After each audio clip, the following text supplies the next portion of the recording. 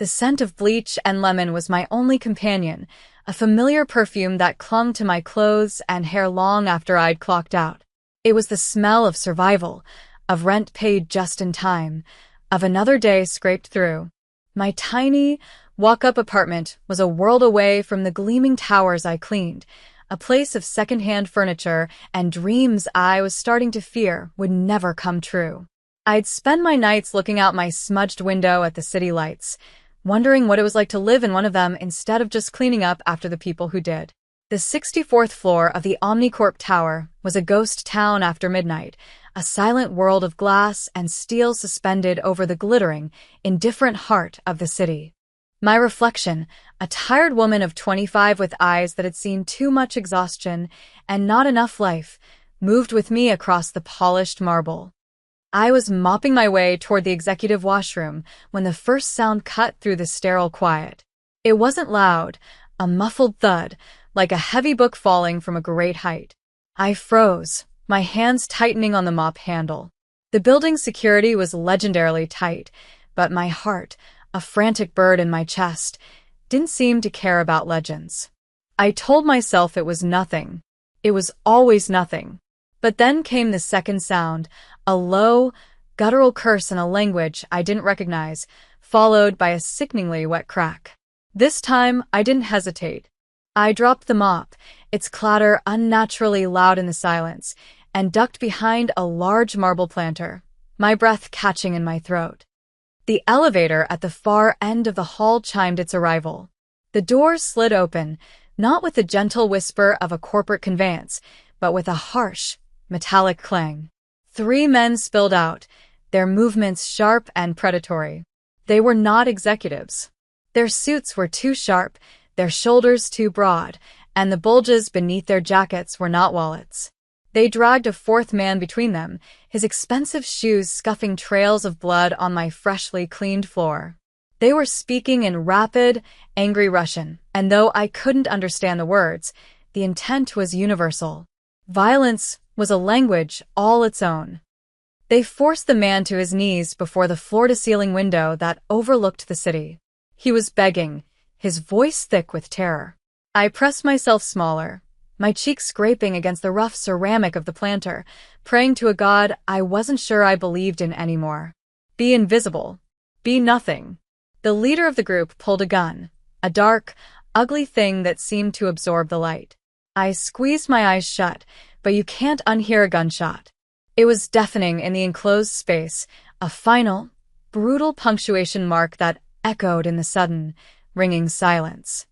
When I dared to open my eyes, the man was gone, and there was a spiderweb of cracks in the reinforced glass. A dark stain was spreading across the marble. I must have made a sound, a choked gasp, a whimper. The leader's head snapped in my direction.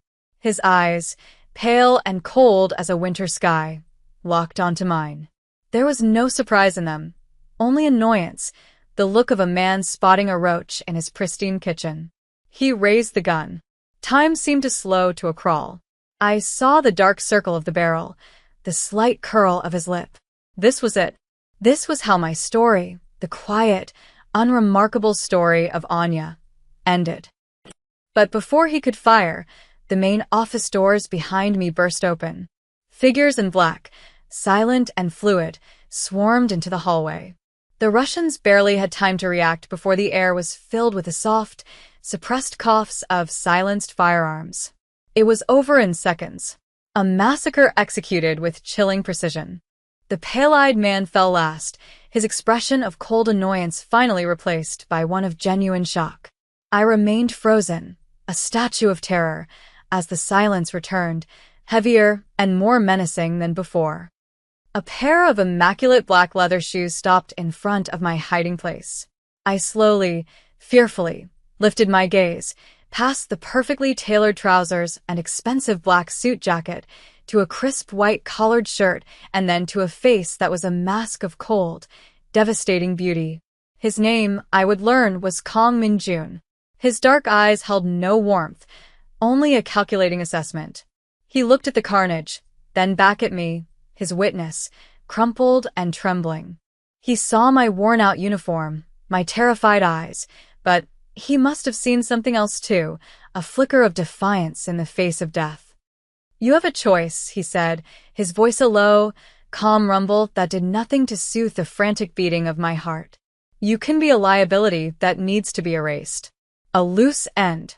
Or you can be an asset that I own. Marry me." The silk of the wedding dress felt like a shroud. It was a couture creation, heavy with thousands of seed pearls that whispered against my skin with every terrified breath. I stood before a wall of mirrors in a suite larger than my entire apartment, a place of gilded opulence and silent menace. A woman I didn't know, with a face as impassive as stone, was adjusting the veil, her fingers deft and cold. She was one of his people. Everyone here was one of his people. I was the only foreign object in this perfectly curated world, a bird with broken wings placed in a golden cage. Looking at my reflection, I saw a stranger, a beautiful, haunted doll with wide, dark eyes and skin that glowed like polished mahogany against the stark white of the gown. This was the asset. Not Anya, the cleaner who dreamed of opening a small bookstore where people could find quiet refuge, but a piece on a chessboard, a beautiful prop for a deadly game. This wasn't a wedding, it was an acquisition. The ceremony was a blur of tradition and terror. It took place in a private chapel on his estate, a place of soaring stone arches and stained glass that depicted solemn, judging saints. The pews were not filled with friends and family, but with his lieutenants, men with hard faces and watchful eyes, their dark suits a funereal contrast to my bridal white. Their loyalty was a palpable force in the room, a silent, unshakable vow to the powerful Korean Mafia boss who stood at the altar, waiting for me. Kang Min-jun looked like a king in his bespoke tuxedo. He stood with an unnerving stillness, a predator at rest. As my hand, cold and trembling, was placed in his grip was firm, possessive, a silent reminder of our arrangement. He did not smile. His gaze swept over me, analytical and detached, as if checking a recent acquisition for flaws. The vows were a mockery, a string of sacred words rendered meaningless by the circumstances. When he slid the ring onto my finger, a band of platinum impossibly heavy with a diamond the size of a thumbnail, it felt less like a symbol of love and more like a beautifully crafted manacle. His touch was brief, impersonal, yet it sent a jolt of awareness through me, a spark of heat in the icy landscape of my fear. After the sterile ceremony, we were left alone in his study. It was a dark, masculine room, paneled in mahogany and smelling of old books and whiskey. He poured himself a drink, the amber liquid catching the light as he swirled it in the crystal glass. He didn't offer me one. I was not a guest. "Let us be clear," he said, turning to face me, his eyes dark and unreadable. "This marriage means nothing. It is a contract, a strategic maneuver to quiet the questions about the incident you witnessed. The Russian syndicate who saw you are under the impression you are now under my protection, as my wife. It makes you an untouchable target, and it gives me, a powerful man in my position, a convenient reason to have eliminated them. It is clean." He took a slow sip of his whiskey. "You are a business asset. You will live in my house, where my clothes bear my name. In return, you will breathe. You will be loyal. You will be silent, and you will be obedient. Do you understand your role, Anya?" The way he said my name, the first time he had spoken it since that night, was like the flick of a whip. It was a claim. I could only nod, my throat too tight to form words. He saw the tears threatening to spill from my eyes, and a flicker of something, annoyance, perhaps impatience, crossed his features. "Tears are useless here," he said, his voice dropping to a dangerously soft tone. "You are no longer the frightened girl on the floor. You are the wife of a powerful mafia boss. You are my wife. Start acting like it." He placed the glass down with a decisive click. "You are Mrs. Kang now. Remember that." Life in Kang Min-jun's mansion was a lesson in contradictions. It was a fortress disguised as a palace, a cage wrought from marble and gold. Every surface gleamed, every room was filled with priceless art, and from my bedroom window, I had a staggering view of the city that was now my prison. I was surrounded by a silent, efficient staff who catered to my every need before I could even voice it, yet I had never felt more alone. They were polite, deferential, but their eyes were always watching. They were his eyes. If I asked a simple question about my husband's day, they would offer a polite, empty smile and change the subject. My days fell into a strange, suspended rhythm. I would wake in a bed large enough for 6, eat meals prepared by a personal chef in a dining room that could host a state dinner, and wander the cavernous, silent halls of my new home. Min-jun was a phantom. He left before I woke and returned long after I had retreated to my room. Our only interactions were brief, perfunctory collisions in a hallway or a shared, silent moment in his study where he worked and I sat, reading a book, the silence between us thick with unspoken tension. I once saw him through the crack of the door on a video call, his Korean sharp and unforgiving. He wasn't just a businessman. He was a commander, and the man on the other end of the screen was visibly shrinking under the force of his authority. He was the architect of my confinement, yet I found myself studying him. I noticed the way his iron control frayed ever so slightly when he was deep in thought, a muscle feathering in his jaw. I saw the deep-seated weariness in his eyes when he thought no one was looking as he stared out the window into the night. I learned that he preferred black tea, that he never touched sweets, and that he had a faint, almost invisible scar bisecting his left eyebrow. These small, human details were terrifying because they made him real, more than just the monster who had bought my life. I began to test the boundaries of my gilded cage. One afternoon, I walked out into the meticulously manicured gardens, breathing in the scent of rain-soaked earth and roses. I walked toward the high stone walls that enclosed the property, my heart beginning to pound with a wild, foolish hope. I had made it almost to the gate when Mr. Choi, his ever-present, stoic lieutenant, seemed to materialize from the shadows. "Mrs. Kong," he said, his voice respectful but firm. "It is not safe for you to be out here alone." The master would be displeased, the message was clear. I was not to leave. I turned back, the fight draining out of me. That evening, Min-jun found me in the library, a vast, 2-story room that was the only place in the house that felt like a sanctuary. I was curled in a leather armchair, a book lying forgotten in my lap. "You went to the gate today," he stated, not a question.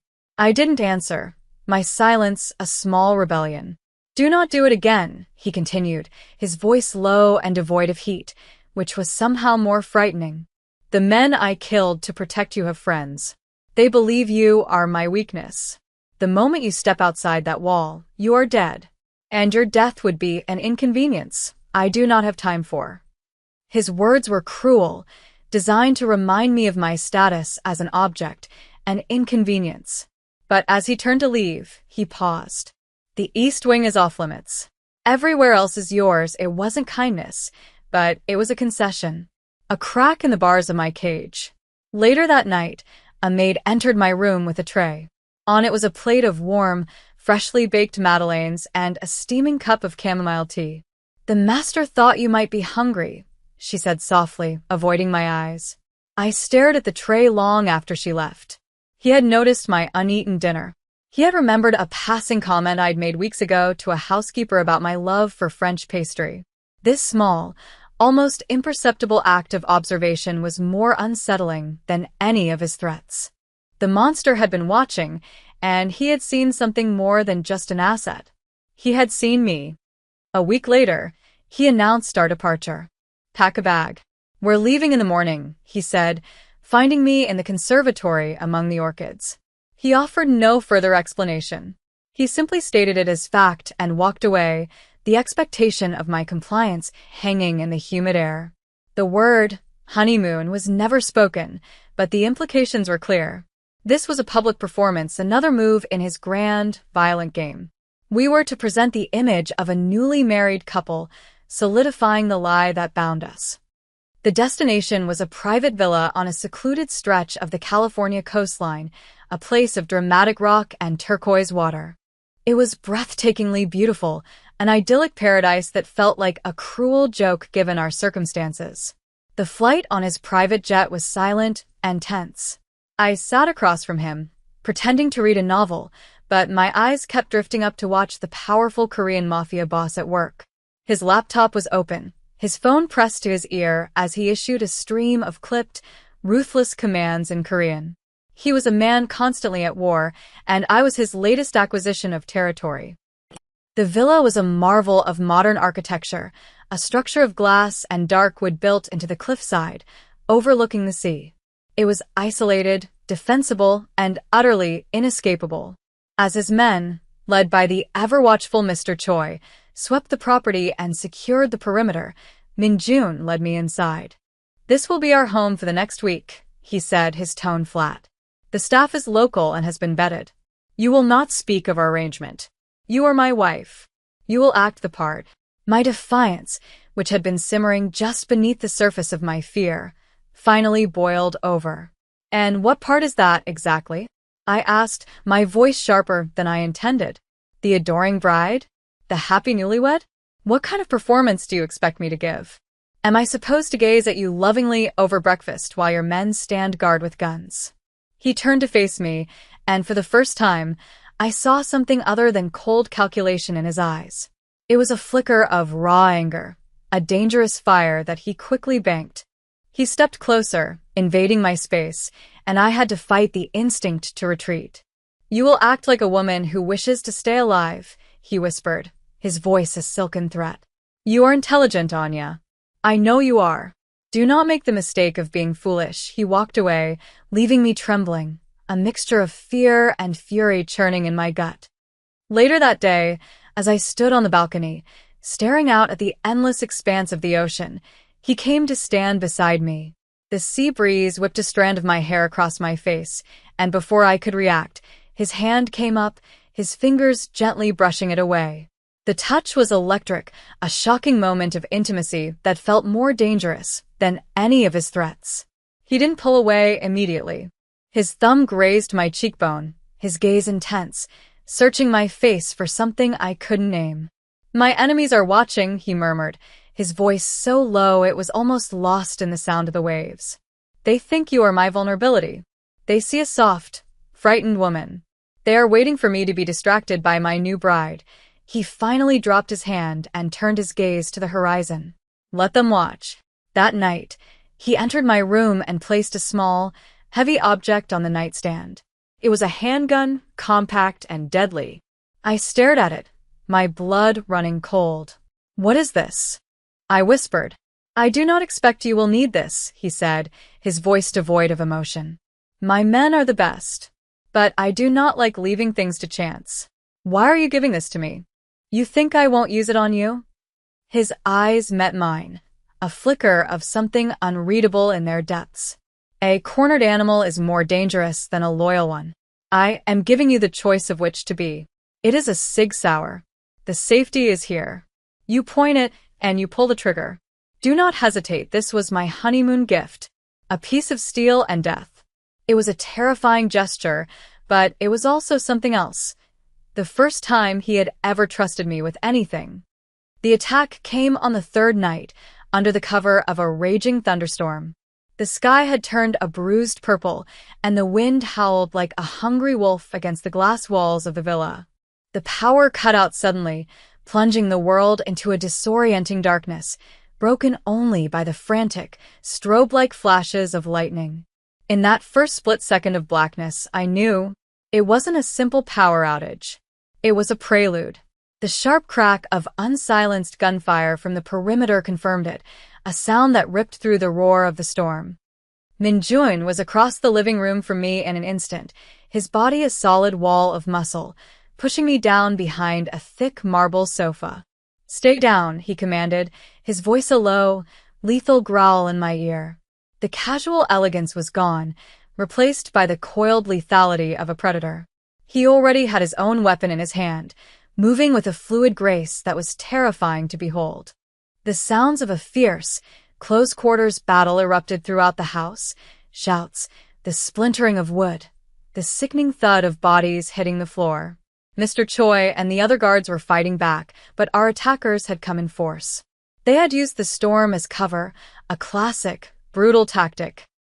A flash of lightning illuminated a figure smashing through the glass doors of the balcony.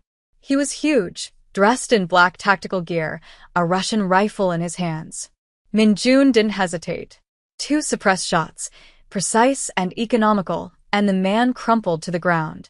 But another came right behind him. A bullet ricocheted off the marble fireplace, sending chips of stone flying past my head. I could hear Minjun grunt in pain, a sharp, ragged sound. In the next flash of lightning, I saw it. A dark stain spreading across the sleeve of his white shirt, just below the shoulder. He was hit. He stumbled slightly, firing back, but his movements were a fraction slower. The invaders were closing in, their goal clear: get to him. Get to the boss. They saw him as wounded, and me as nothing, a terrified woman cowering behind a couch. They were right about the terrified part. My entire body was shaking, my teeth chattering.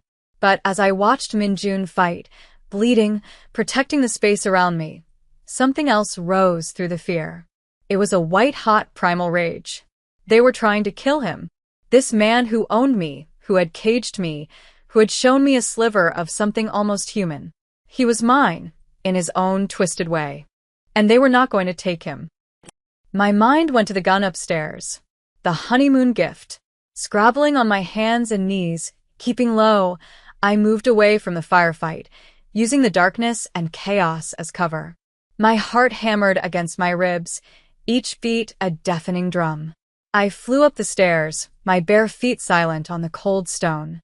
I found the gun on the nightstand, my hand closing around the cool, heavy metal.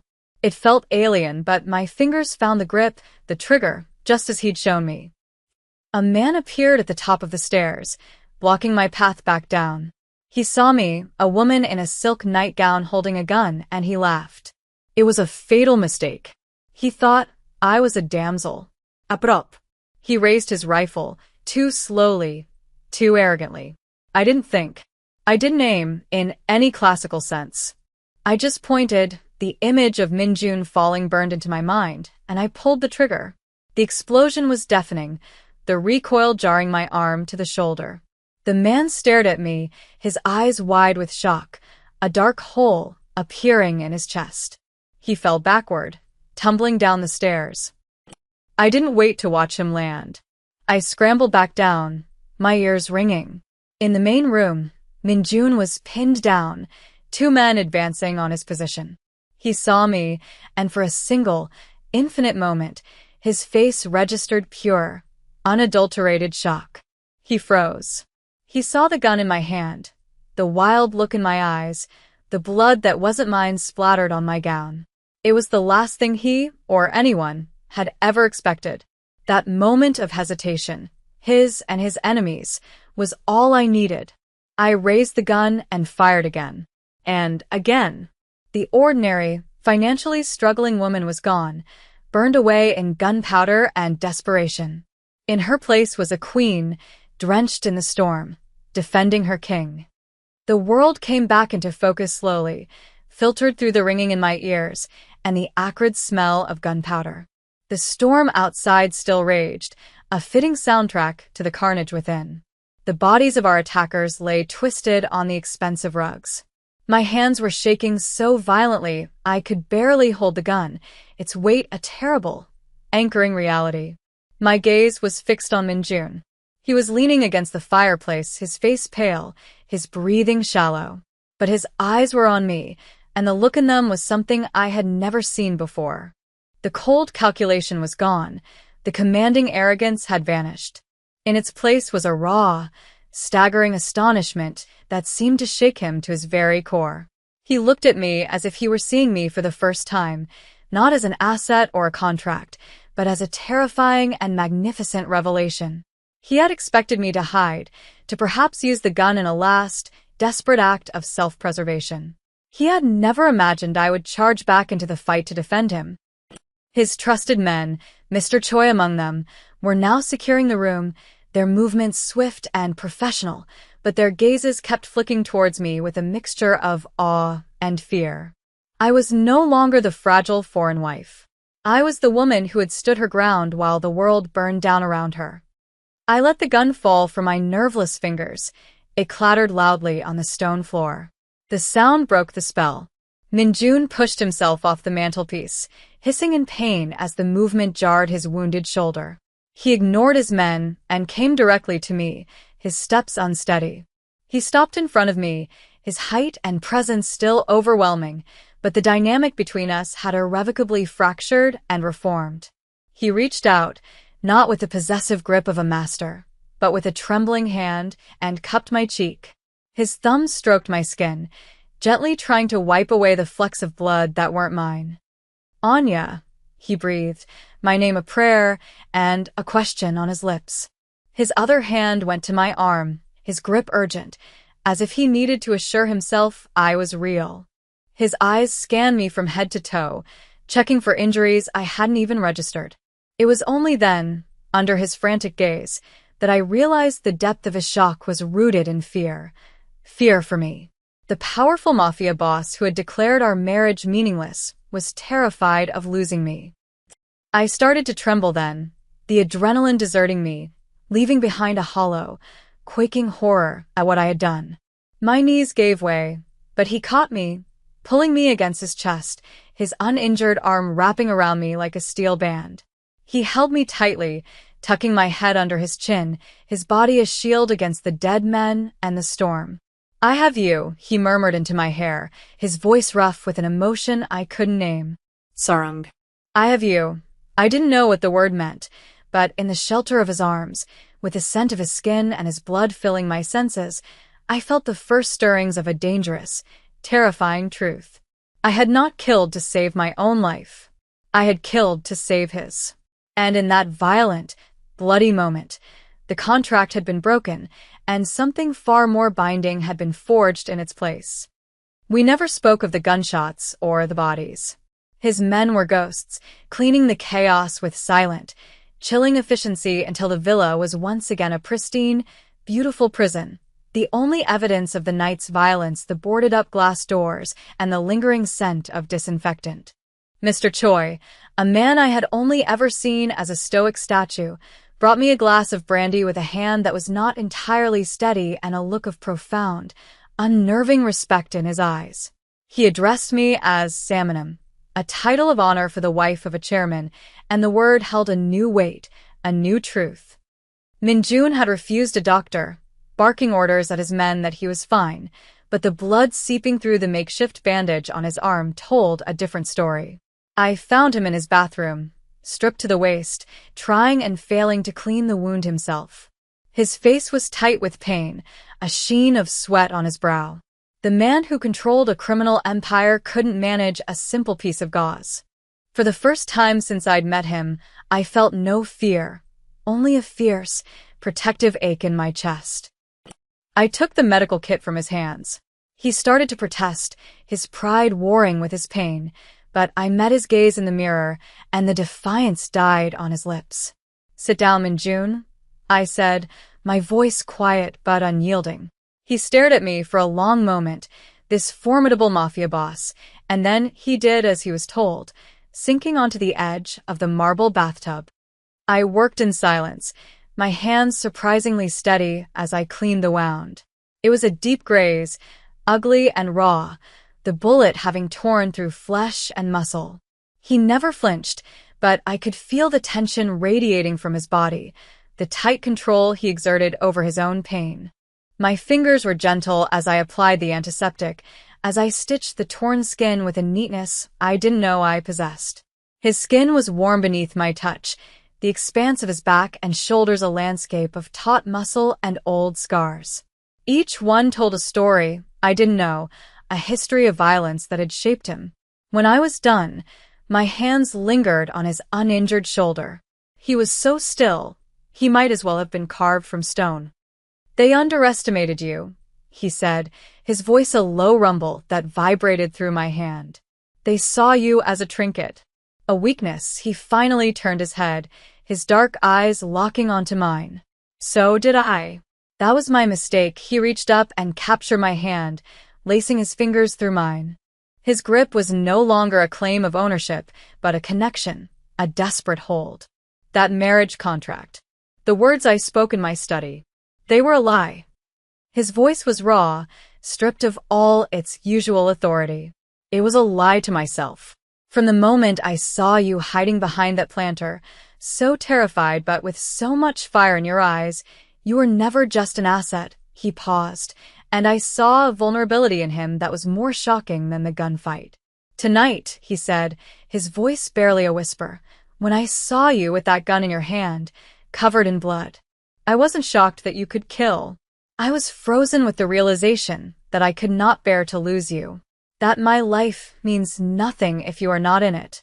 The confession hung in the air between us, more explosive than any gunshot. Kong Min-jun, was admitting to a weakness, and he was naming it me. Our return to the city was a silent declaration of a new regime. We walked off his private jet side by side, not as master and possession, but as partners. His arm was in a black silk sling, a visible sign of the battle that had been won, and his hand rested possessively on the small of my back, a public claim that felt entirely different now. It was not a warning to me, but a warning to the world. She is mine. Touch her and die. The staff at the mansion lined up to greet us, their heads bowed low. But this time, their eyes, when they dared to look at me, were filled with a deference that bordered on reverence. The story of a honeymoon had traveled faster than we had. I was no longer the frightened bride.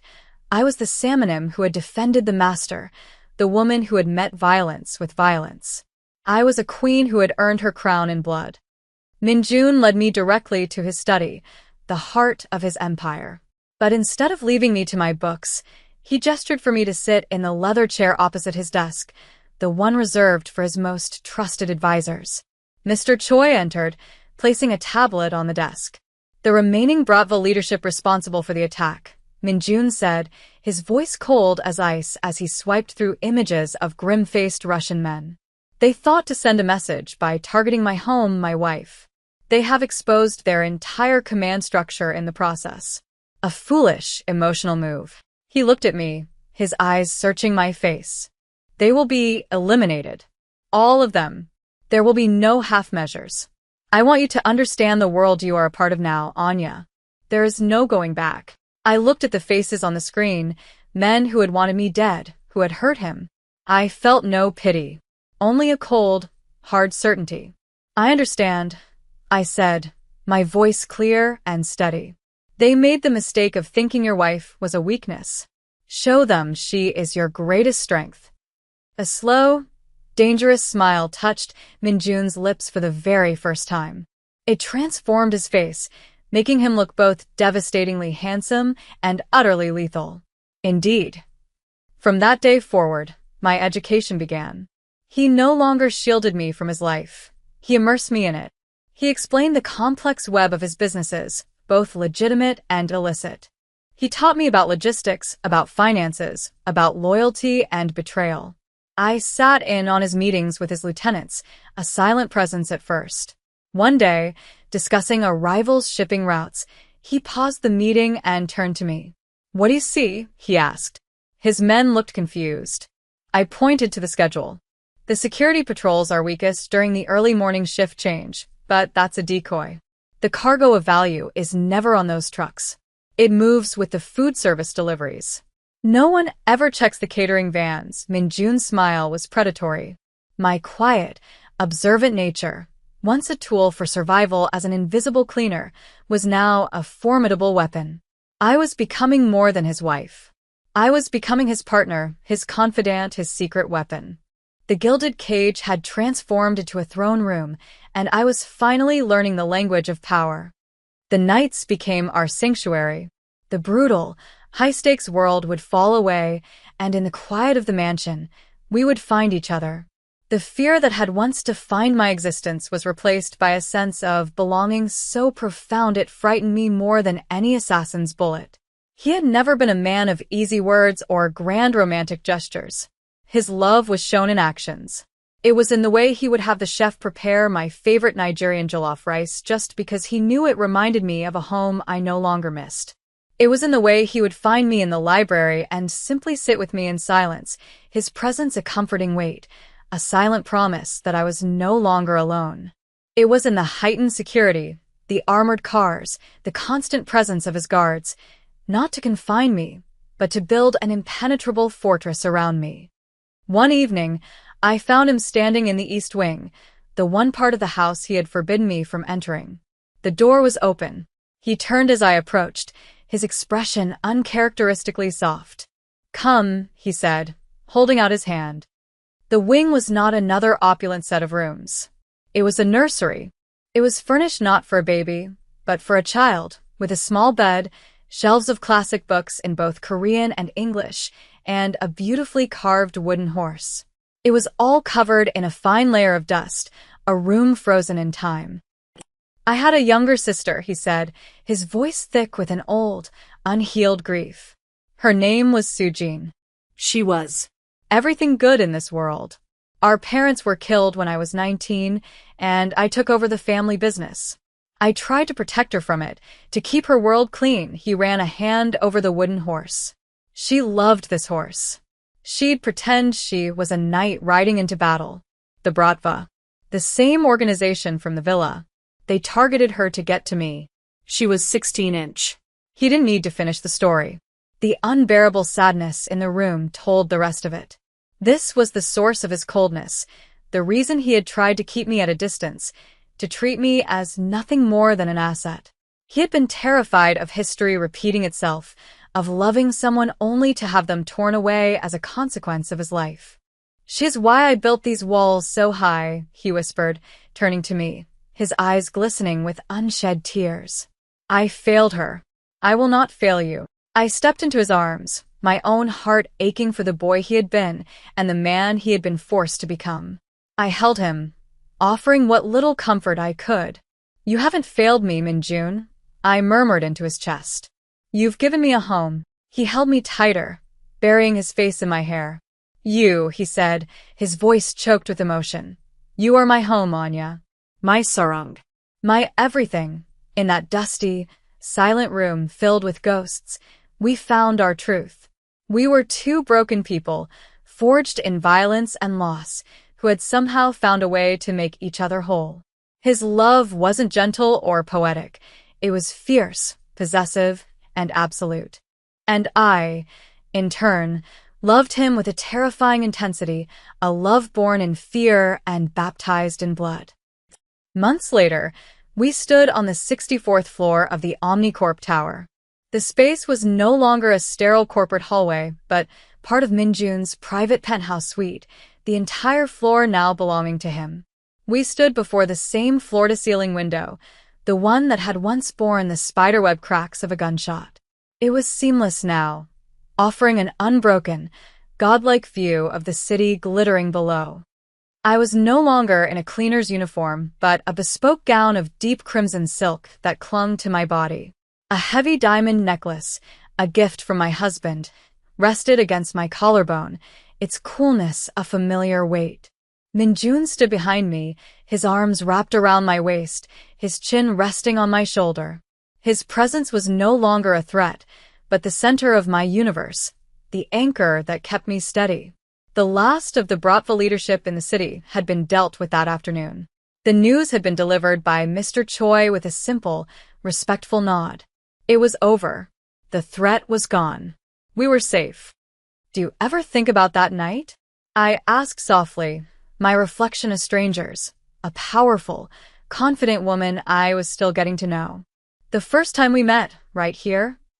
"I think about it every day," he murmured, his lips brushing against my temple. "I think about the terrified woman with the heart of a lioness. I think about how I almost made the greatest mistake of my life by letting you go." He tightened his grip, pulling me more firmly against his chest. "I built an empire of money and fear, Anya. But it was empty. It was a fortress with nothing inside to protect."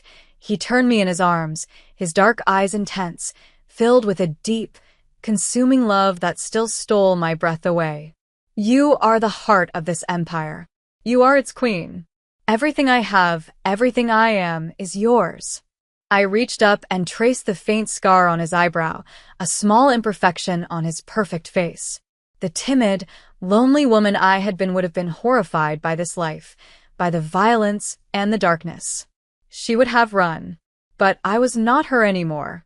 I had been forged anew in the crucible of his world, and I had not been found wanting. I had discovered a strength I never knew I possessed, a capacity for ruthlessness that matched his own, and a love so powerful it had become my religion. "This marriage means nothing," I whispered, echoing the cruel words he had spoken on our wedding day, but my tone was a teasing caress. A slow, breathtaking smile spread across his face, the one reserved only for me. "No," he corrected, leaning down to capture my lips in a kiss that was both a promise and a prayer. "This marriage means everything," and as I looked out at the city lights spread beneath us like a carpet of fallen stars, I knew he was right. I was Anya Kong, wife of a king, and this dark, dangerous, beautiful kingdom was mine.